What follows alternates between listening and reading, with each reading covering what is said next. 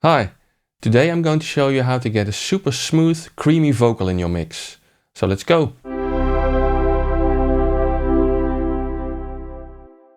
So I have shown this technique before in my video on mixing a vocal in my new song production series. But I think this technique deserves a video of its own, so that I can go into a bit more detail and show you the finer points of this technique. Now, this way to smooth out a vocal is based on serial compression, meaning having multiple compressors in a row. In a classic way, this used to be done by having an 1176 compressor followed by an LA2A, where the 1176 would shave off the peaks of the signal, and then the LA2A would do the smoother, slower compression to get that creaminess. But the technique I'm going to show you now takes this a step further. So let's have a look at the Cubase project. So this Cubase project just contains a vocal track. And this is actually a part of the vocal of the Wash song called 500 Miles, of which I'll put a link in the description, of course. And it was recorded without any compression in the studio of our bass player, which is called Perfect Sounds Unleashed, and I'll also put his socials in the description below. So let's listen to the raw sound of this without any processing except a little bit of reverb. We just drove 500 miles. Nowhere to run, nowhere to hide. It's crazy.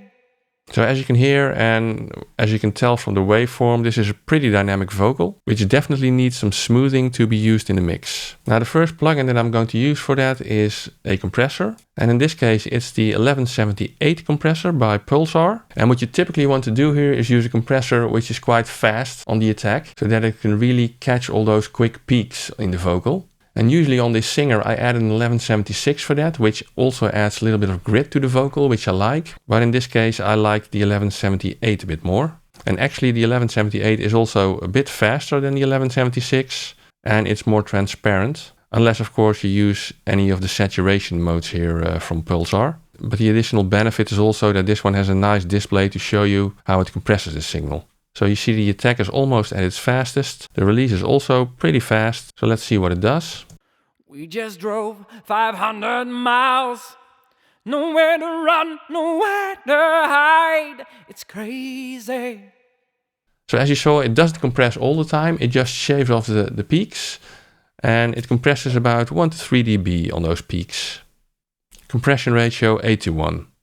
Now next up, and that's not really part of this trick, but I just wanted to make the vocal shine a bit more, and I did that by low cutting what's not necessary, and I did some boosting of the highs to get some of that sparkle. So with EQ it sounds like this. We just drove 500 miles. Nowhere to run, nowhere to hide. It's crazy. Next up is Soothe to remove some resonances in the vocal. You can of course also do this manually in the equalizer. But I found that Soothe does a pretty good job at this, even just on the factory default preset that it comes up with. So let's have a listen to how this sounds. We just drove 500 miles. Nowhere to run, nowhere to hide. It's crazy. Yeah, I think this also already smooths out the vocal a bit. I mean, it's not necessary for the technique that I'm showing you, but it does help. Now next up is the Waves Vocal Rider. Mono version. So the Waves Vocal Rider actually equates to manually writing a vocal to smooth the level of a vocal, but in this case it's done automatically. You can almost see this as a compressor, which is not very fast, but it does help tremendously to get a steady level on that vocal. So you set this by making sure the target is around the peak of the vocal, so let's do that. We just drove 500 miles. Nowhere to run, nowhere to hide. It's crazy. We just drove 500 miles. So you can see that the Waves Vocal Rider rides the fader to make sure that that vocal stays at somewhat equal level. And it now does this with a slow attack and slow movements. You can also set it to fast, but I always find that a bit exaggerated. So I like it best on slow. The range is at its default. That's basically how much the fader can go up and down to smooth out the levels. So let's have another listen to how it is set now. We just drove 500 miles. Nowhere to run, nowhere to hide. It's crazy. Yeah, I like that. But I don't want to leave it in a project like this actually, because now every time it figures out the fader right on every play again and again. So what I want to do is I want to write this as automation into Cubase. So I can say write automation. And then I also need to make sure that I enable write automation in Cubase. And there's one thing that you need to pay attention to in this, but let me first do it without paying attention to that and show you what happens then. We just drove 500 miles. Nowhere to run, nowhere to hide. It's crazy. So what you just noticed is that the automation was quite fine and very detailed. But when I stop playback, you can see that a lot of the automation points were removed by Cubase.